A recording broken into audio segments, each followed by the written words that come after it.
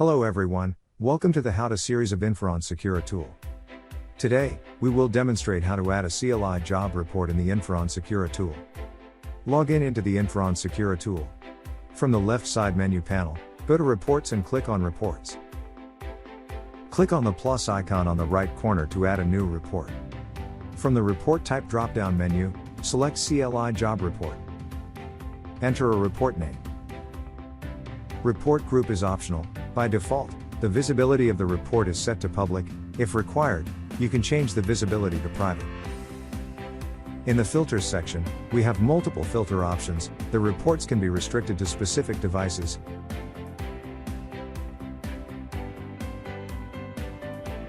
You can select the timescale of the report. Once all the details are entered, click on OK and the report will be created. The added report will be shown in the Report Profiles page. Click on the report name and report will be generated. Thank you for watching.